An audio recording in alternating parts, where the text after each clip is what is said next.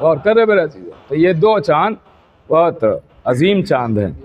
ये दो चांद चेहरों से नकाब उलटने वाले चांद हैं, इसमें नकाब उल्टी जाती है।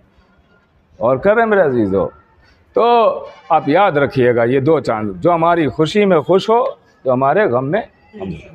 देखिए यहाँ बुज़ुर्ग लोग बैठे हैं, इनसे तो हम खुद सीखते हैं, इनको हम बताने के लिए नहीं आते हैं। जो हमारे हमसिन कमसिन भाई हैं, इनकी खिदमत में हमें अर्ज़ करना है।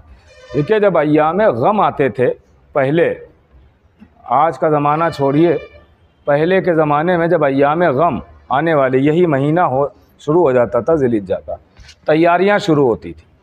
तैयारियां क्या होती थी, आज की तैयारी में और पहले की तैयारी में क्या फ़र्क होता था आप समझते हैं? बुज़ुर्ग तो बेहतर जानते हैं। तैयारियों में फ़र्क ये होता था कि आज इंसान तैयारी करता, मुहर्रम आने वाला है, जितने कपड़े हों ख़रीद लो, मुहर्रम में तो ले नहीं पाएंगे, 1.25 महीने ले नहीं पाएंगे। मैं माजरत के साथ अर्ज़ कर रहा हूँ, ये थोड़ी कड़वी बातें हैं, अगर दिल पे चोट लगती है तो लगे। मैं आपकी खुशनुदी के लिए नहीं पढ़ रहा हूँ, मैं इनकी खुशी के लिए पढ़ रहा हूँ। हाँ, शायद यही हमारी बख्शिश का ज़रिया भी बन जाए, कोई माने या ना माने। पहले ही मैंने उन्वान ही बनाया है, ला इकराहा फिद्दीन, दीन में जबर है ही नहीं, तो कोई माने या ना माने, पैगाम पहुँचाना हमारा काम है, मनवाना हमारा काम नहीं है, बताना हमारा काम। आप बताइए क्या ये सही है? इंसाफ कीजिएगा, बिस्तरों पे लेट के सोचिएगा कि हम जो ये करेंगे कि भाई मुहर्रम आने वाला है, जितने कपड़े हो सके ख़रीद लो, अलग अलग मजलिसों में अलग अलग कपड़े होना चाहिए, एक कपड़ा एक मजलिस के लिए अलग रखा जाए। और कीजिएगा, थोड़ी कड़वी बातें ज़रूर हैं, मगर इस पे बिस्तरों पे लेट के सोचिएगा ज़रूर। आप बताइए हमारे यहाँ अगर कोई मर जाए और हम कहें कि भैया ऐसा है 40वें तक कुछ ले नहीं पाएंगे, तो ये मरने वाले हैं, एड़ियाँ रगड़ रहे हैं, हॉस्पिटल में हैं, चलो अभी से जितने कपड़े हैं 40वें तक ले लेते हैं, रोज़ पहनना होगा क्योंकि मेहमान तो रोज़ आएंगे। अच्छी बात है या बुरी बात है? सब कहेंगे बुरी बात है, लोग आके ताने भी देंगे, अब्बा मर गए नए कपड़े पहने घूम रहे हो, फला चले गए हैं नए कपड़े पहने घूम रहे हो। ये एहसास अपने गम में है, हुसैन के गम में नहीं है। एहसास अपने गम में है, हुसैन के गम में नहीं है, जिनका पूरा घर उजड़ गया। मेरे अजीजों, इसको आप जहन में रखें।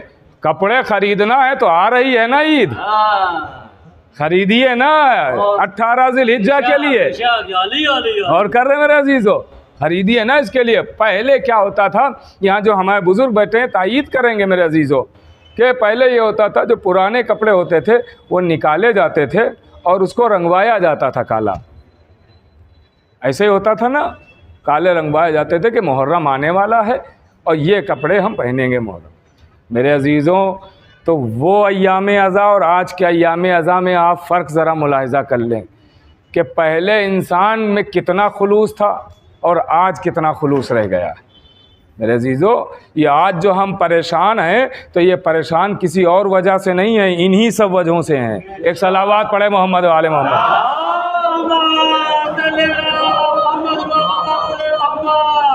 मैं जबर नहीं कर रहा हूँ, बिस्तर पे आप खुद ही सोच लीजिएगा कि आप हुसैन को कितना चाहते हैं, उसके बाद जो करना हो करिएगा।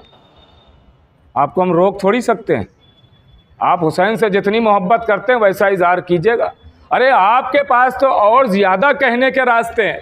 अगर कोई कपड़ा पहन के अच्छा आ रहा है और आपसे कहे कि आपने तो बोसीदा लिबास पहना है, तो आप उसे फ़ौरन जवाब दे दीजिए, क्या करूं इस महीने में या इन दिनों में जिनको हम मानते हैं उनका घर उजड़ गया, तो हम तो नहीं पहन सकते थे नया कपड़ा। आप पहने हुए हैं तो आपके कोई नहीं लगते होंगे, इसलिए पहने। आप ऐसा जवाब दे दीजिए कि वो तिलमिला के खुद ही दूसरे दिन पुराना पहन के आए। अरे भाई, ये आज़ादारी के अरकान क्यों रखे गए हैं? कभी इस पे गौर किया है आपने कि ये फर्श अज़ा बिछाओ, ये ताज़िया सजाओ, ये आलम उठाओ, ये जुलूसों में जाओ, वो मजलिसों में आओ, ये सबीले लगाओ, ये क्यों सब इंतज़ाम, ये आज़ादारी के अरकान ये क्यों बनाए गए हैं कि रोडों पे निकल आओ, काले कपड़े पहन लो? ये इसीलिए तो बनाए गए हैं ताकि लोग पूछें कि भाई हमेशा तुम ऐसे कपड़े पहनते थे, आज ये बोसीदा क्यों पहने हो, ताकि आप बता सके कि भरा घर करबला में उजड़ गया इसलिए हम ये पहने। गौर कर रहे हैं मेरे अजीजों? आप अगर अच्छा लिबास उन दिनों में भी पहन के निकलेंगे, अय्याम गम में भी कोशिश करेंगे कि हम अच्छे से अच्छा पहने, तो फिर आपसे कोई क्यों पूछेगा क्यों आप पहने हुए? और कर रहे हैं मेरे अजीजों? ये अरकाने अज़ा इसीलिए बनाए गए हैं, ये सब इसीलिए बताए गए हैं कि ताकि हम ऐसे बन के निकलें कि लोग हमसे सवाल करें ये क्यों किया। भाई ये मातम, ये अज़ादारी, अभी आप, मैंने कभी और अर्ज़ किया था और फिर अर्ज़ किए देता हूँ कि अभी आप 5,000 का परफ्यूम लगा के निकलें, कोई नहीं पूछेगा कि आप ये इतना महंगा परफ्यूम क्यों लगाएं। लेकिन अगर आप वही खून में नहा के निकले तो लोग पूछेंगे भाई ये क्या हुआ, क्यों खून में नहा के निकले हो? तो आप बताएं करबला। और कर रहे मेरे अजीजों, आप बताएं करबला। अभी आप 10,000 का सूट पहन के निकले, कोई नहीं पूछेगा इतना महंगा क्यों। लेकिन वही गरेबान चाक करके निकले, लोग पूछेंगे ऐसे क्यों, बताएं करबला। और कर रहे मेरे अजीजों, ये आज़ादारी के अरकान इसीलिए रखे गए हैं, ये इसीलिए रखे गए हैं। तो मेरे अजीज़ों इन पर थोड़ा गौर कीजिएगा, अगर समझ में आ जाए तो अच्छी बात है।